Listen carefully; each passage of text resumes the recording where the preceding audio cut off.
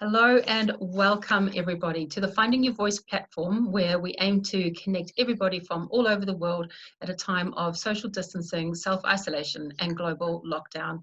My awesome guest that we have today is Matt Eller. He is an Auckland-based theatre technician and an audio engineer, and he's been working in this industry professionally for close on 10 years now after graduating from Toi Whakaari in 2011. He spent the majority of his career in theatre, working as a technical operator and sound designer for various companies and theatres across New Zealand. He moved to Auckland in 2015, and it was there that he decided to shift his focus to live audio engineering, where he was gifted this amazing opportunity to work with the Modern Māori Quartet, and always look them up, as their primary sound engineer, and then later as their road manager, which would have been an incredible experience. He had the incredible opportunity of touring with them on both the national and the international circuits. So, wow, that would have been another whole story in itself, right, Matt? Yeah, plenty of stories. Yeah. Well, maybe we'll keep them keep that to another day for everybody. Now everyone's like, tell us the stories. But we'll see where we go. But basically, Matt was wanting a challenge and something new. And so what he did was he teamed up with a fellow theatre practitioner by the name of Alice Canton, and they started the podcast Going Off the Script. Now you can Google Going Off Script if you're interested. It's on the Spotify, it's on Spotify as well as the podcast app. And it was there that Matt and Alice would talk to different people involved in the arts about their work and about what was going on in the industry. And only this year, pre-COVID, before we knew that anything like this was going to hit us, Matt started up a new business called Evoke Audio. And Evoke Audio is a music production and audio post-production company. Matt, I'm sure that you didn't anticipate that COVID was going to hit as you were starting up a brand new business. No, definitely not. We'd been working on this, me and my business partner, Ricky, we'd been planning this company since June last year. And so we thought would take our time. So over the 6 months, kind of develop the brand, really got an idea of the service that we wanted to provide and who would look as potential clients. And then January this year, launched the company, and then ticking along quite well. A few new clients and jobs come through, and then now we're at a little bit of a standstill. So it's interesting times at the moment. Yeah. So what does it mean? Help me and anybody else from our listeners to understand exactly what does a music production, like we can kind of work that one out. And there's an audio post-production company, right? So what is that? What exactly is it that you do? Yeah, so one of our main kind of areas of focus is working with advertisement agencies. So, for example, we'll get given video content, and Ricky, who's more focused on the music side of things, he'll be able to create a score and music for the piece, and we'll also get the dialogue from the videographers, and we'll edit that, clean up the audio, and then kind of put everything together and deliver the package back. So post-production audio is kind of dealing with anything from kind of sound effects to voiceover production, that kind of stuff, the little final touches to make the product. Yeah. Wow. I mean, that for me, that just sounds like that is so overwhelming, and oh my gosh, like how do you even do that? But I imagine that your time within the industry, especially studying at Toi Whakaari, has really set you up well to be able to feel so at home with that right now. Would that be right? Yeah, totally. And also having the podcast as well. Like I edit all the episodes, and I've worked with other podcast shows and done the editing as well. So I'm very familiar with voiceover production and all that kind of stuff. So yeah, it's a pretty familiar territory for me, and it hasn't been too scary just yet. But I'm sure there's going to be some surprises along the way. But yeah, it's all good. And well, sometimes you find your career, right? And you find the path of least resistance, and it's the one that you enjoy the most, and that's the one that you end up doing. And at such a young age, for you to be able to set up your own business and to be able to get it through COVID is a massive achievement in itself. So Yeah, I I mean, applaud like, you. Ricky and I are pretty lucky in the respect that going into the business, because we're basically combining forces, we're not having to buy a lot of new gear. So we're kind of, he's got this stuff, I've got mine, and basically it's now the company. So in terms of our overheads, it's just a case of making sure the website's running and all the behind the scenes logistics costs during this time of COVID-19. So in that respect, we're quite lucky that even though, yes, it's a new company, we've both come into it with enough assets ourselves that the risk has been quite low. Mm. And working from your home studio, are you? Yeah, working from my home studio, and Ricky's got a setup himself, and using platforms such as Dropbox, Google Drive. We're able to share files and sessions, so I'll be able to work on something, send it through to him, he can do his touches, and we're just kind of back and forth, and lots of either FaceTime or Skype or Zoom, just to kind of keep the daily communication up around things that we can do during this time. Yeah, and I mean, for a lot of us, we've stepped into this really grey, sometimes really dark zone of what do we do now if we can't actually meet up with other people? You know, I found myself wondering the other day, how is it that all the news people are still in the same room? You know, and I kind of went, hang on a second, that's no longer a normal thing to see. You know, and but what you're saying is that thankfully you're I guess tech savvy enough to be able to still continue with your business and to still be able to produce, you know, a level of work, I guess, you know, at this point. Because you would have had a few contracts, I imagine, that are now questionable, should we say, about your timeframes and are you going to meet deadlines and what happens here? How are you managing that? Yeah, so before COVID-19, we're about to dive into a pretty big campaign for us, and we'd been given particular briefs on what was coming up, but a major part of that is that we were going to be responsible for the on-site recording for this. It's a video campaign, so we're going to be doing the on-site recording of the voices and the dialogue of everyone on site, and those dates are now kind of very much up in the air of when this is going to happen, because of course we're still in our 4-week lockdown period. Yeah. But we've been able to continue our work because of also doing the music production for that, because we've been able to write music, but we've been given a longer time frame to complete the music, which has been quite nice because it means we're not kind of under pressure to pump out music quite fast. We can spend time and kind of really develop those musical ideas. So it's kind of, there's two sides of the coin where it's nice to have the extra time to be able to kind of really make the music where we want it to sit, but then on the other side is would pretty much be halfway through editing and getting this campaign on its feet, and now we just don't know when this video is going to take place. Well, hopefully with everybody being in the same boat, everyone's got a level of understanding around deadlines and expectations. I imagine that life would have been quite different if you still were touring with the Modern Māori Quartet, because that would have been totally chopped down. You wouldn't have been able to do that. Yeah, so because there was those initial things of crowds no bigger than 500, so that impacted a lot of the arts industry, and it was at a time where both we had the Wellington International Arts Festival and the Auckland Arts Festival going on simultaneously, and most of those on relatively big venues. We had Book of Mormon, which was over from Australia in the Civic Theatre. And so a lot of those kind of big productions, they were starting to get cancelled or postponed.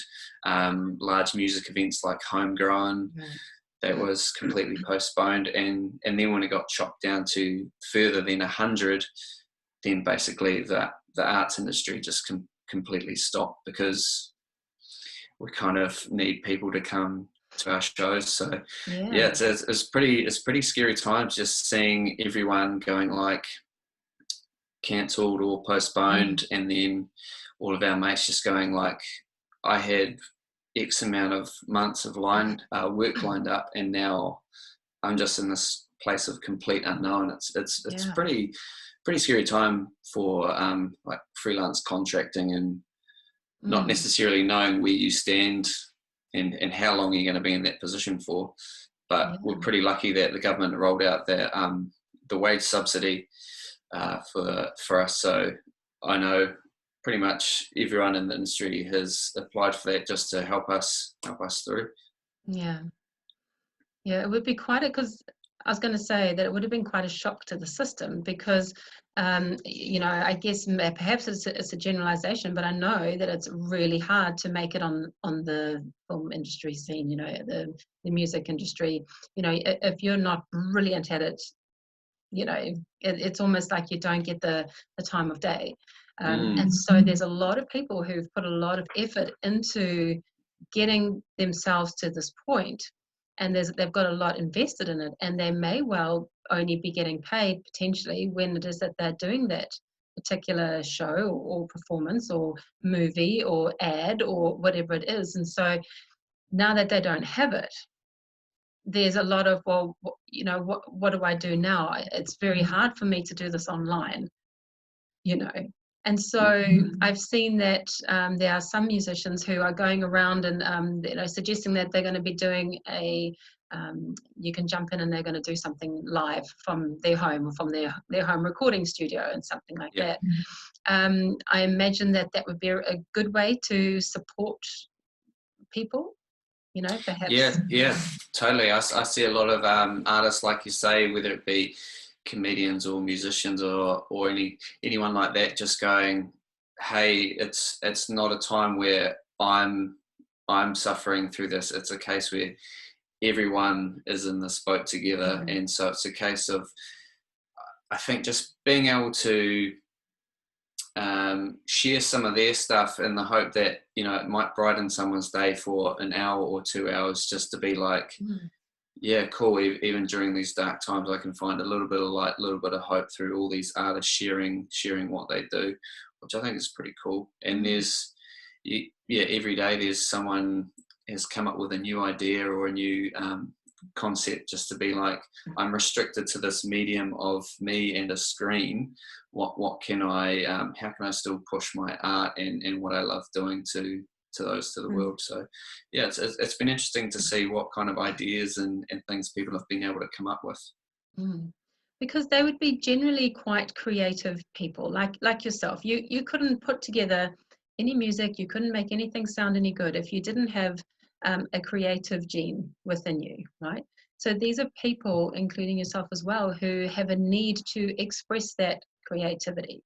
And when you're in your own house and you can't do anything, and you can't gain your energy from lots of people cheering you or supporting you or anything like that, it must be pretty challenging for them. And so for them to be able to do something like that, I guess not only is giving to the community, but it's them giving to themselves as well, and honoring what it is that they're needing to get, which in a way really then should be supported by New Zealand and worldwide, because without those people being in their creative space, we don't get to enjoy the fruits of that. Yeah, totally.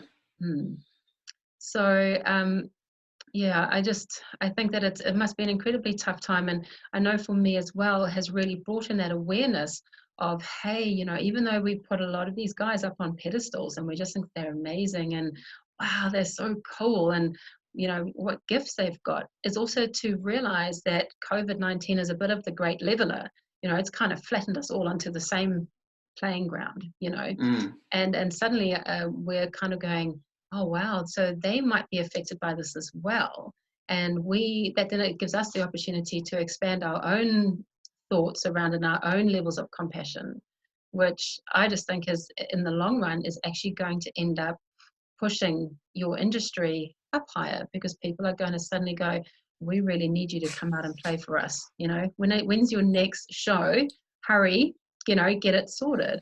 And there's a high chance that, your workload might just be exponentially much bigger after this, because we're all so devoid of it. Yeah, it's definitely one thing I'm interested to kind of see the growth of once everything is, back to normal, for a better word, because the arts do require people to come see shows, see events, whether or not there's going to be the element of uncertainty because of crowds and close contact and all that, or it's a case of that they just want to relish being able to be a part of something and be back in that community of everyone coming together to share an experience. Might even find that we're all so community focused because we're so deprived of it that your tickets and everything are sold out so much quicker. I mean, who really knows, right? Yeah, be awesome if that does happen though. Yeah. I mean, wouldn't that be a big win? I mean, I think a lot of people are going to be humbled by this experience, but at the same time, these performers and everyone in your industry is doing this for our entertainment. They're doing this for us. Sure, they're gaining from it, but if they weren't doing it, then we wouldn't have the benefit of it. Much like your work as well, Matt. Like if you weren't putting together some amazing sound, that ad would be no sound. It would be awful. And so, I mean, we can only be grateful. I heard that America has taken off they've taken off the lock on their Netflix or something for everybody who would normally not be able to access it. Netflix in America has been like, you can access it. Come on, we know you're stuck in your house. And so that just helps everybody, isn't it? I mean, that's what it's about. It's a time of a time of helping. It's about a time of being kind to each other and kind to ourselves and all that. Now, yeah, totally. And I think that arts is a particular interesting industry where if people aren't kind of sure of what it is or what goes on, I saw this great post to be like, just remember during this time while you're watching your Netflix, watching your movies, listening to they're kind of stating the things that all the arts is involved in. Just be like, remember these people are out of work as well. Like arts is a really important part of our community. Yeah, for sure. For sure. So anybody who's binging on Netflix right now, you just think about that. Think about that and think about ways that we can support, right? Yeah. Now, we were having a little chat just before we wrap it up about the little challenge that you've got going on. I happened to see it pop up on my newsfeed and I was like, what is this? You have, in terms of maintaining your own level of sanity and fitness while you're not able to go to the gym, you have devised some really, what I would say would be cruel, but maybe not. You've got a massive exercise challenge happening between you and your friends, I guess. What you want to just give us some ideas, just in case anybody is nuts enough to do the same thing?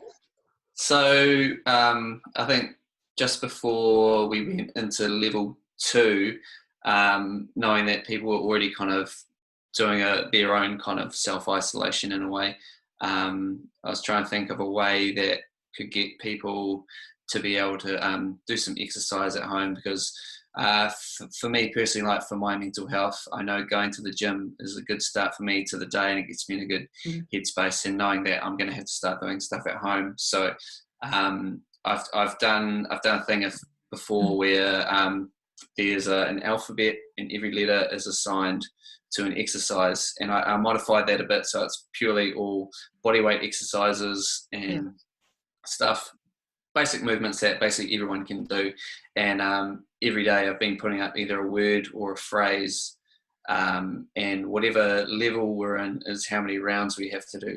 So of course we're in level 4 for 4 weeks. So, or it's always it's 4 rounds at the moment. And then every now and then I chuck in a challenge to mix things up. And today was the Roxanne burpee challenge. So you put on Roxanne by the Police, and every time you hear Roxanne, you have to do a burpee basically. And that was the challenge for today. Okay, well, anyone who's now listening is probably not going to be friends with you ever again. They're just going to be like, that's a dumb idea. But no, and all jokes aside, it's so important to, especially when it comes to mental health, and New Zealand, where our mental health rates are, straight through the roof. And I'm not saying that this is where you sit, but just in terms of mental health, that anything that's going to keep you active, anything that's going to keep the blood flowing, anything that's going to give you a sense of purpose, anything that's, going to give you a challenge that, is not too far outside of the box, for what it is that you're doing, especially one in lockdown, has really got to be worth a try. So, thank you for sharing that. I can only just say that I'm so glad that I didn't actually hear about this challenge until today, because I might have been forced to do it, and then I'd be like ripped as and so dead tired. But it would be feeling amazing. And I can just say that I'm so glad that it only goes to level 4 and that there isn't like a level 10. Yeah. Can you imagine? Oh, no. I'd be like, what is it? 1 round of everything. Yeah, so it's just 10 reps. Yeah, I got that. No, I was just wondering, Matt, is there, first of all, anybody who's wanting to get hold of you, they can find, like we said, they can find your podcast, Going Off Script. If they just Google Going Off Script, they can find it, but otherwise it'll be on Spotify or your podcast app. If anybody is keen to, become friends with you, good luck. They can find you on just, on what is it? At Eller on Instagram? Yeah, at Ellerfella on Instagram, ELLERFELLA, or on Facebook as well. Just search Matt Eller and look for this face. Yeah. Do you come with the headphones on, or are you without the headphones? Oh, it depends what kind of mood you catch me in. You're in disguise at the moment. And then your Evoke Audio, that's on both, your business page obviously is on both Instagram and Facebook, and it's just under Evoke Audio NZ. Yeah, and our website is evokeaudio.xyz. .xyz. Yeah, we only because it was the cheapest domain, and it actually sounds pretty cool. So it does. Yeah, so something different. I would just be like, it was the most expensive domain because it was so cool. And then, I like that. So evokeaudio.nz.xyz. That's it. Oh, just evokeaudio.xyz. No NZ in the website. Okay. Perfect. Yep. I like that. I'm going to go and check that out. Do you have anything that's come up for you that just before we wrap up, that you'll just be like, look, if you have not heard anything that I've said, this is just my most important thing about these times from my perspective. Is there anything that you could say, one word, one phrase, a suggestion? I think it's more for when we're post COVID-19 is let's not lose the sense of community. I hope we kind of stick.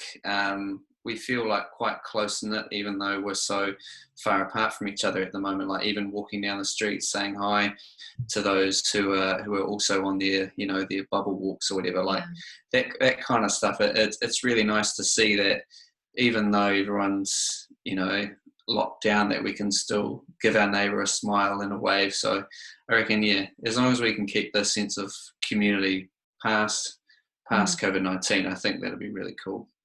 Yeah, because then something positive has come out of all of this mess, right? Yeah, totally. I like that. Well, Matt Eller from Evoke Audio, thank you so much for joining me today.